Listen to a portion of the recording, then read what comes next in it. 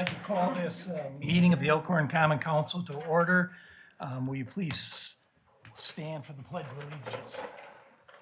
Pledge of Allegiance to the flag of the United States of America and to the republic for which it stands, one nation, under God, indivisible, with liberty and justice for all. Roll call, please.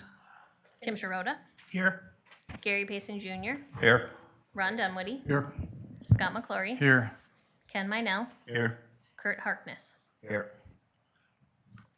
Do we have anyone here for public comment? Dennis, if you'd come up and get to the microphone, let me read this little blurb here. Public comments are limited to 3 minutes each. The public may speak on any item of city concern, whether or not the topic is included on this agenda. However, if the topic does not pertain to an item listed on the council agenda, the council is not permitted to address or discuss the matter during this meeting. Under open meeting laws, the council must notice an item on the agenda to allow discussion on that matter. If the council is not permitted to discuss your concerns, your comments will be considered and may be placed on a future agenda for further discussion. Thank you. Dennis Karbowski, 5531 Amos Road, Elkhorn, Wisconsin. I was notified that the ATV-UTV order has been written, and I just want to get some clarification. I understand that you do not believe that you're able to run on a road that is posted 45 or over 35, and the county does have it adopted, and it's pretty much says Wisconsin statute S 23.33, then ATV and UTVs use is also permitted on county highways within the municipality boundaries, regardless of posted speed. So if there was some confusion there, I wanted to make sure, because I know there's some concern out on Highway H over by the Gateway area that is posted 45. To keep in line with the rest of the towns around, they are running 45. They are running up to 55 when you get out in the country. So I want to let you know that, does everybody run 55? No. Most of us don't run that fast, but you are allowed on those types of highways. Thank you. Thank you. Anyone else for public comment?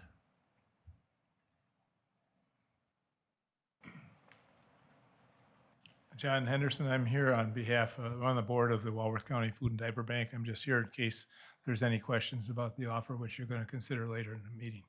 Okay, thanks, John. Anyone else for public comment? Chris?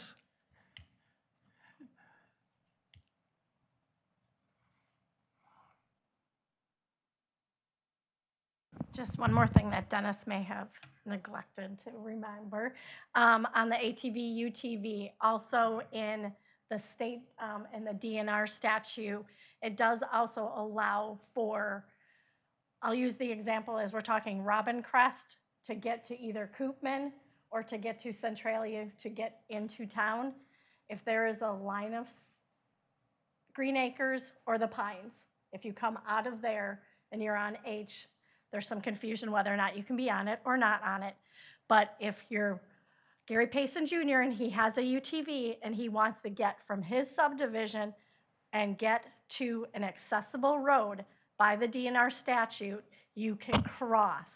But now if he is going to travel just lollygag on Highway H and continue down, that is not acceptable. But if you're going from one point to another point to get accessibility to a path or a trail, that is acceptable through the DNR. So I just want, there's all these different, I know, we keep learning more and more every day, but we're just trying to point out, trying to figure out how we can get people that are in that subdivision and not exclude them from that ability. So, thank you. Thanks, Chris. Anyone else for public comment? Seeing none, we'll close public comment. Move on to the consent agenda, which are the council meeting minutes of April 16th, 2024, a temporary Class B beer license for Walworth County Agricultural Society at the Walworth County Fairgrounds. They've got bull riding on July 5th and 6th of 2024 from 4 p.m. to 11 p.m. and July 7th, 2024 from 1 p.m. to 9 p.m. Also a temporary Class B beer license for the Walworth County Agricultural Society at the Walworth County Fairgrounds for Taco Fest on July 20th from 11 a.m. to 11 p.m. and July 21st from 11 a.m. to 9 p.m. And finally, a beekeeping permit application for John Wehrmeyer at 147 North Watercrest Court. Would anyone like to pull any items from that, or can we keep them all together? We'd like to pull item B and C. All right. Can I have a motion on item A and D if we can keep them together? Does anyone, I'll make a motion to approve A and D. I'll second. got a motion to approve A and D? Any questions or discussion? All in favor? Aye. Opposed? Nay? A and D are approved. We're gonna have more beekeeping up on Watercrest Court. Item B for bull riding in July 5th and 6th. Yeah, we have some concerns based on the incident that we had back in March or April, Chief, where there was a gun being fired. Have we get any of that resolved? I know they, Fairgrounds had pulled some of the other permits. Was that bull riding as well? I don't remember. Do we know if this is the same outfit or? It's not the same outfit. This is Okay. completely different. Oh, okay. We reached out to the fairgrounds. They said it's different promoters. We asked if they wanted to have these on the agenda, and they said yes, so here they are. If you have any questions or comments you want us to reach back out to Larry and staff, we can do that. I'm concerned about safety based on the situation that we had, regardless of the promoter. How many bullets were fired? Or how many casings were recovered, Chief, refresh my memory? I'd have to go back to that report, Scott, and actually pull that number from that. I don't remember off the top of my head. I think we got a report sent to us, didn't we? Yeah, we You did have it It's sent to you. probably in our email somewhere, But it was more than one. but. Right, Yeah. I can't recall exactly, but it was, Do you have any concerns specific about time or just mainly safety? Do you want them to submit any sort of safety plan that would then be reviewed? That'd be a good start, in my opinion. And security too, Security and safety. because that, in that incident, I think it was their security, which, really didn't have things under control. Yes, well, with the exception, it was, for the most part, after everyone had left. There were only a few remaining people there, but their security was not on scene at that time.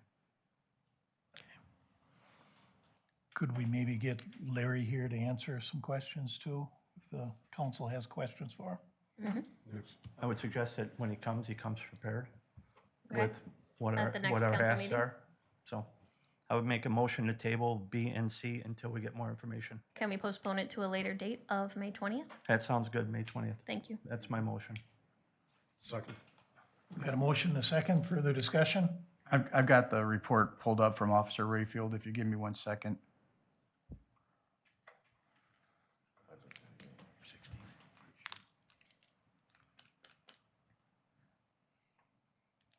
If I'm reading this correctly, it looks like items 1 through 17 were Winchester brand 9mm casings, and evidence marker 18 was one S&P brand 9mm casing, so that looks like 17 or 18.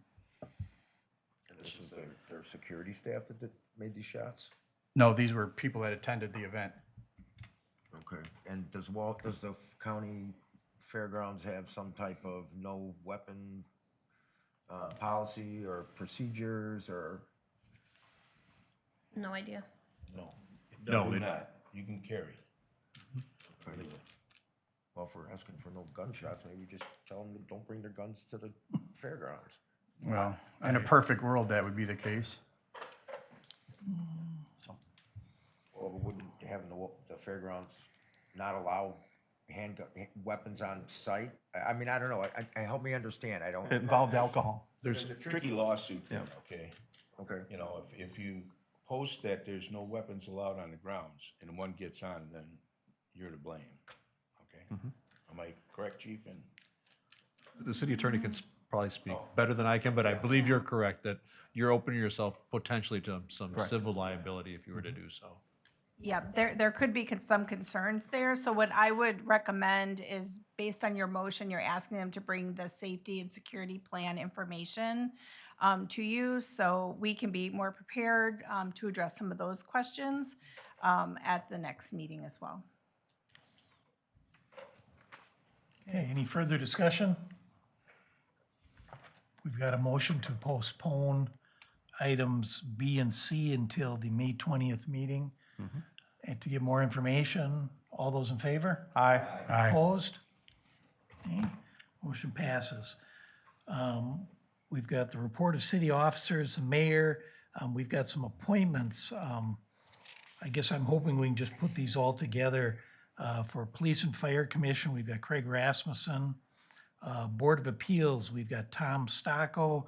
If you're following along, Dan Dushman has withdrawn his name from this list, so we'll be looking for another Board of Appeals member, but we've also got Gary Welch, James Boardman, Julie Taylor, and for the Historic Preservation Commission, we've got James Boardman, Julie Taylor, John Gunyon, Lisa Brillenthal, Gary Welch, and Jean Carroll.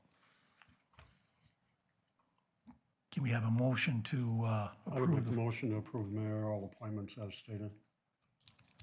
second, Got a motion and a second, any discussion? All in favor? Aye. Opposed? Nay? None. City Administrator? All right. First off, as I think someone mentioned earlier, today they started doing some grading work for the Creekside Community Development, so that's a exciting development for the city. That interim grading permit was issued today. We got that resolved, and I can give you more information, Elaine, about what's going on there. But anyway, so that's exciting news.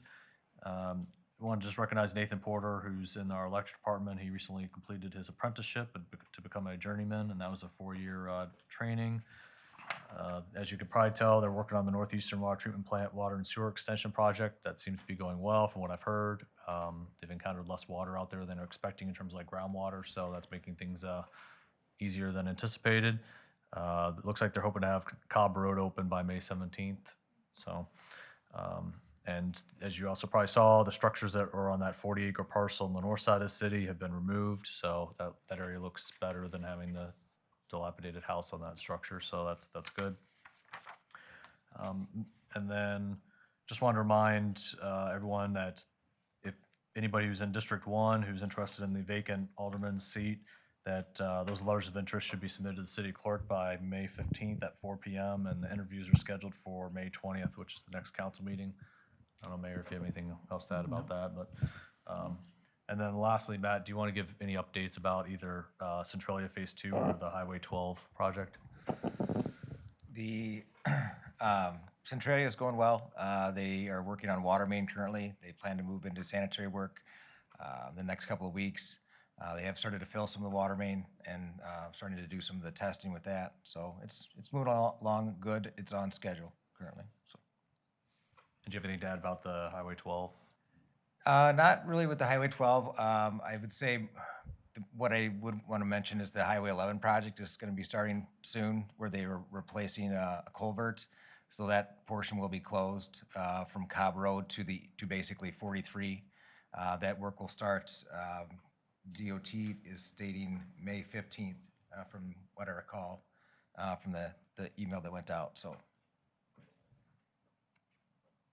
that's why we're really pushing to get Cobb Road open by as soon as we can. So there's a little bit of overlap there, but it's as little as we can achieve. So that's it. Thanks, Matt, and that's it for me, Mayor and Council. Okay, thank you.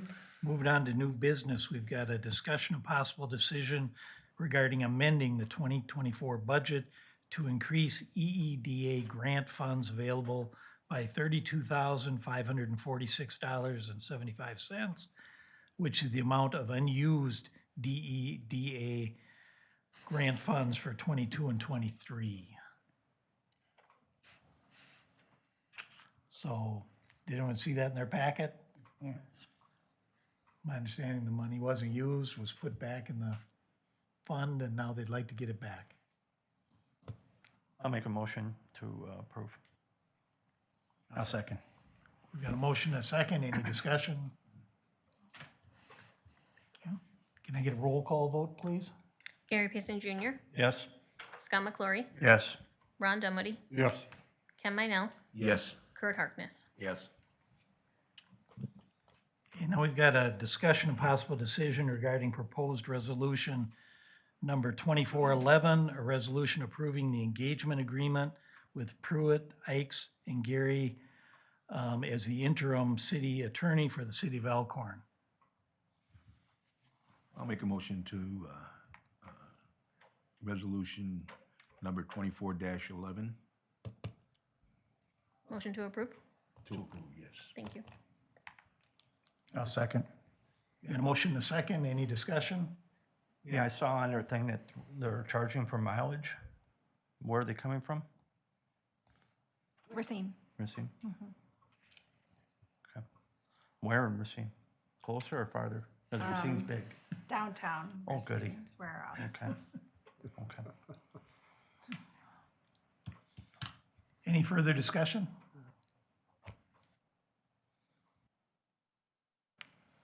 Is it roll call too, you think? No, it's not roll call. Okay, all in favor? Aye. Opposed? Discussion and possible decision regarding proposed ordinance number 2404 and ordinance amending section 1.03 2H1 of the city municipal code regarding the appointment of the city attorney or others attorneys. First and possible second reading. And this, I think our interim city attorney could probably provide a quick overview as to why this is on the agenda. Okay. When we were consulted to work as an interim city attorney, and frankly, actually, when we were first consulted to help with zoning and development related matters, we took a look at your city attorney ordinance, and it doesn't reflect how you're actually using attorneys at the city. So you have used a variety of attorneys in the past. You have appointed a city attorney, but you have separate labor counsel. Sometimes you'll hire specialized counsel like you did for zoning and development work. And sometimes you'll hire special counsel for litigation or when there's a conflict of interest with a retained attorney and you need to hire a different attorney. So this particular ordinance, we have utilized and recommended in some other communities, and it seems to have worked well for them. It is similar to many ordinances that are adopted by other communities of a similar size and scope as the city of Elkhorn as well. So that's why we were recommending it. It obviously has the basic provision for appointing the city attorney, still appointed by the mayor, subject to confirmation by the council. But then it also specifies those other kinds of attorneys. Sometimes your prosecuting attorney might be from a different firm because that's what serves the city the best. The labor and employment, specialized counsel, and conflict of interest. It further goes into that the city would enter into an engagement agreement with that attorney. And again, the attorney would sit at the pleasure of the council. That's, of course, if you want to end that relationship with the attorney, you're able to do so. It's an at-will type relationship with that attorney. There's a provision that talks about independent legal judgment because it's important that your attorney exercise independent judgment. And then delegation, this is a question in the draft that the delegation of tasks would come by the mayor and/or administrator. So I would want you to specify how you would want that handled as well. Employee benefits, the attorney's not a full-time employee, is not an employee at all. It's an independent contractor type position, so they wouldn't be entitled to benefits unless you reach some sort of other engagement agreement for some other reason. So that's the ordinance. I think it would reflect more accurately how you use your counsel. And I think it's important that your ordinances reflect how you're using outside attorneys.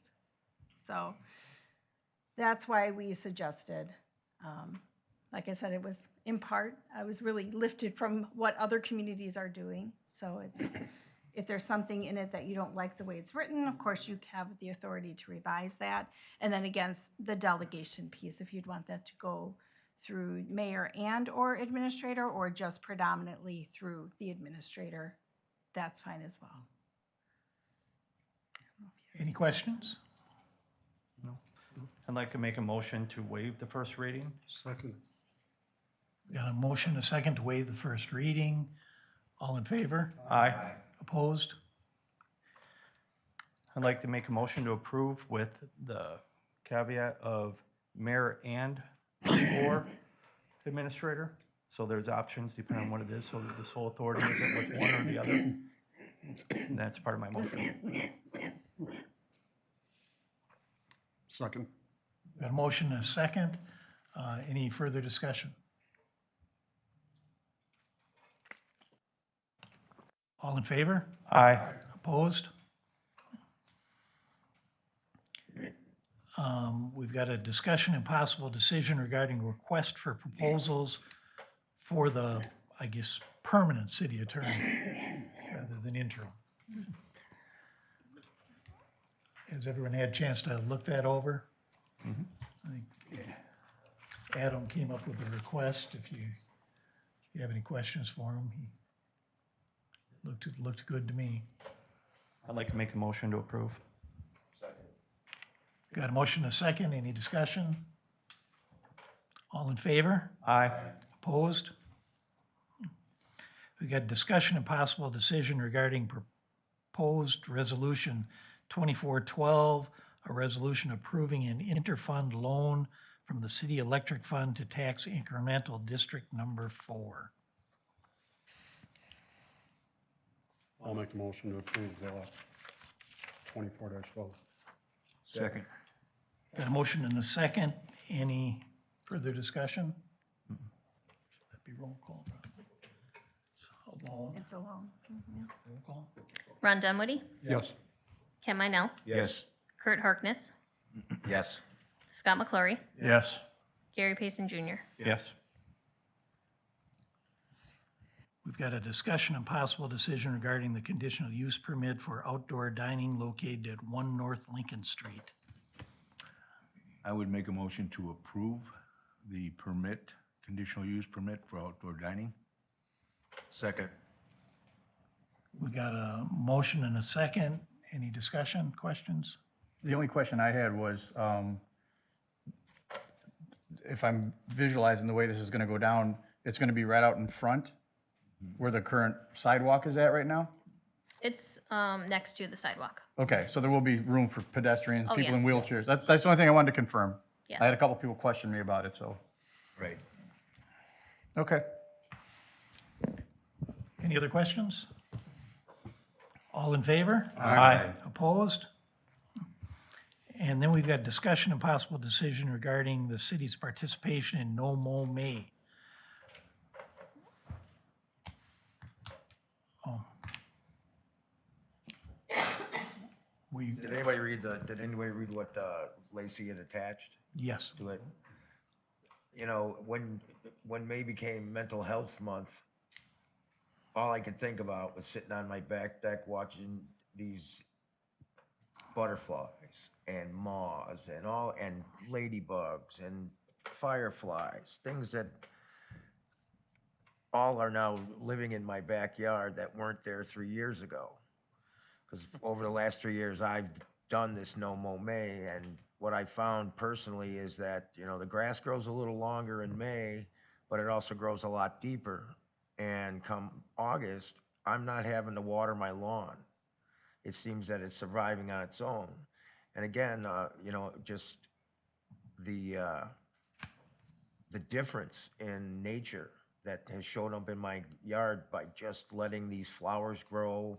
You know, it gives a chance for these insects to get an extra meal. I get, you know, a little happiness watching the colors, you know, and watching these things that I haven't probably seen in 30 years. I think people or cities like, well, it was listed, you know, but I first saw it up there in Fox Point and Grafton and Cedarburg. You know, some of these $1 million homes and nobody's cutting the lawn.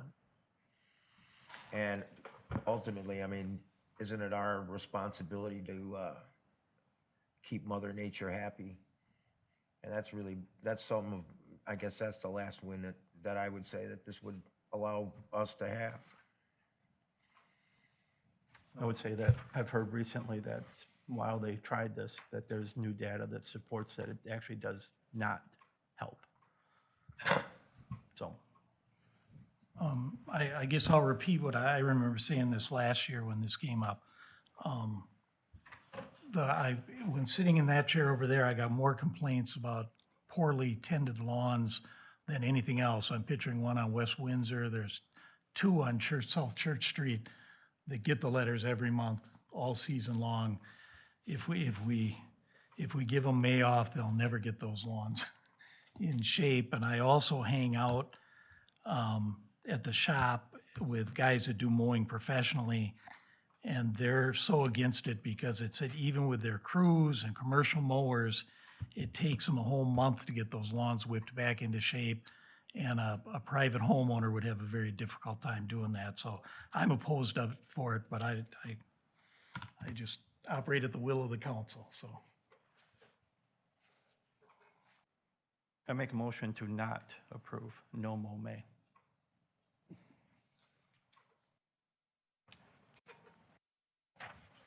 Do we have a second?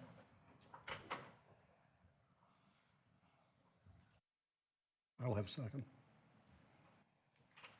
We got a motion and a second. Further discussion?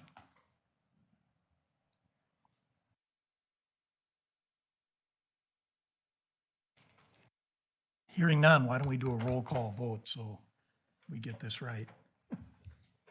Gary Payson Jr., Yes. Ron Dunwoody, Yes. Scott McClory, Yes. Ken Minell, Yes. Kurt Harkness. No. 4-1. Okay. Now we need a motion to adjourn to closed session, please. I'll make the motion to adjourn in the closed session. Second. All right, we're back into open session. The first item of business is the offer to purchase on lot 72. If I may, thank you, Mayor. Yep. In talking with Adam about this, we would recommend a motion to accept the offer to purchase of Lot 72 as described on the agenda, subject to the following conditions. One would be subject to the right of first refusal under your standard policy, and then second, subject to review by the city attorney of the form contract. That's my motion. Second. We've got a motion and a second. All in favor? Aye. Opposed? And then we had a discussion about investigation ordered by the council on January 3rd. And like what was it, file and close? File and review. File, Receive and file. receive and file is my motion on item B. Second. We've got a motion and a second. All in favor? Aye. Opposed? And then thirdly, we had the performance review of the city administrator. I don't think we need a motion on that, do we? She was recommending a motion on, I think, the step increase. Okay. So making a motion on a step increase for the city administrator that was discussed in closed session. And I will second. We got a motion and a second. Any discussion? Nice job, Adam. Is that a? That's a roll call Is that a because it's roll Monday call? through. Yeah. Yeah. Roll call vote, please. Gary Pearson Jr., Yes. Ron Dunwoody, Yes. Scott McClory, Yes. Ken Minell, Yes. Kurt Harkness. Yes. And a motion to adjourn? So moved. Second. Aye. Aye. Aye.